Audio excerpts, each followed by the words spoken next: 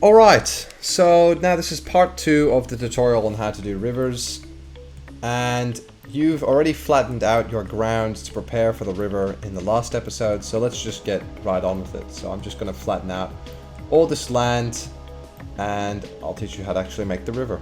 Just see how I made like a little valley here, a little canyon area for a nice big river to flow through. To actually make your river, you're going to want to go over to custom layers over here. You're going to want to go plus, custom ground cover layer, and you want to go material, water. Okay, to get water you just need to add this and select your custom material. It's fairly easy. So this is where it's pretty interesting. So right now I just want to make streams. This is where the start of the rivers are going to be, like their little tributaries. So I only want the thickness to be 1. If I make it bigger, of course I can make, you know, proper nice thick and deep rivers, but for this one I only want it to be 1. Now I suggest giving it a nice light color, but that's all you need to do. So once you've got stream in here, you want to go up to the points where your rivers would start to form. You want to use your pencil tool and you want to get it really nice and small and just start drawing where these rivers are going to start. Now just make sure that in all this area they're actually not just diagonal, but they're actually touching, so that the water sort of will actually flow like a real river rather than just be cordoned off to each location. Alright, with all the starts of the little tributaries done, we want to switch to our small stream. Now the small stream is going to be exactly the same thing, pretty much, except we're going to widen it a bit. So the small stream, actually we'll make it two blocks wide, and we'll make it two blocks thick as well, and we want to make sure that it's on smooth here. So we're going to be placing this in spots where like different streams are converging. So maybe when 2 little streams are merging or something, then we add a small river.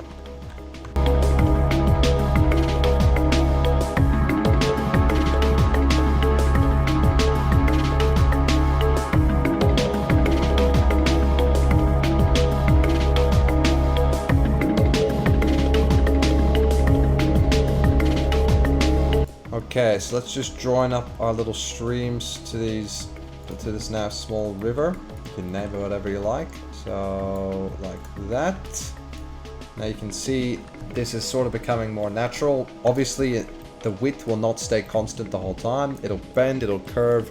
It might have to reach a canyon or something like this, and it will get narrower. But that's pretty much fine.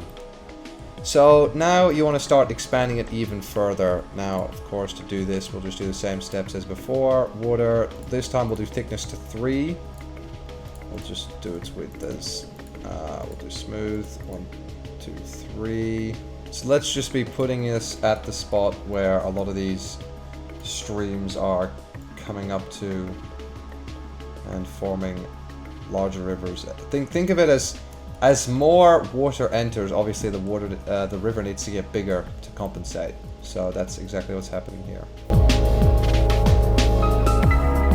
Alright, so you just want to note that in like an area like this, you can see the river, it's pretty uneven. Here it's gone from 66 to 67, and it's gone from 66 to 67. You just need to make sure that every little edge of this river is staying at level 66. Okay, so here's a 67, we need to get rid of that, because they can make the river look really bad.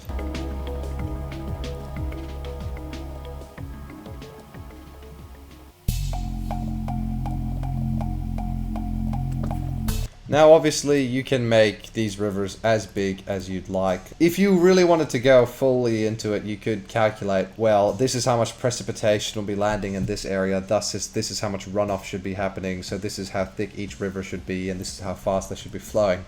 But if you don't want to take it nearly that seriously, you can just draw and sort of think about those things along the way. Okay, so now we have reached what is basically the end of the river, and what you just want to do is sort of form like a little delta. Now I spoke about this last episode, but you have choices. If it's a really big river that will carry a lot of sediment, whenever it hits a stationary body of water, it'll usually pile up sediment and branch out to form a river delta. Now these are really, really cool to see, and they're lots of fun to have in your Minecraft world as well. So on a larger river like this, I would recommend doing it. But on like a smaller river, you don't need to have something, and it can just be like a little bay. So let's get to doing the delta. Now, there is sort of a trick to it. You need to make sure it doesn't branch out in like a super unpredictable manner. There has to be some sort of rhyme and reason to it. Like we'll just have it so that this is the main stream or something like that. Or at least it will start off as the main stream, and then we'll have smaller little streams coming out of it. So like...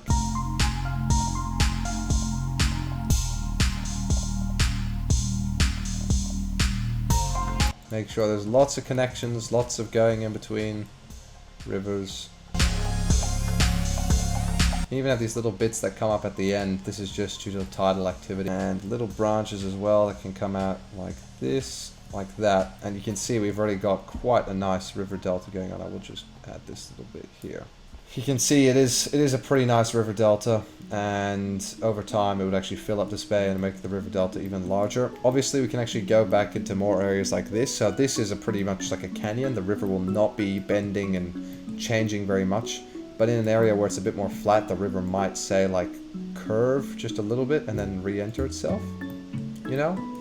Make it maybe a bit more interesting. Have it bend a bit more, or even form like an oxbow lake or something, and then... well, that's a pretty good example of a river, and I would say that it actually encompasses pretty much any sort of rivers you'd want to do in your own Minecraft world. We've got all different parts from it. We've got starting from the little tributaries, and we've got going all the way up till its end. So it's pretty good. And if you're wondering why nothing's coming over here, that's because that's meant to be a little desert.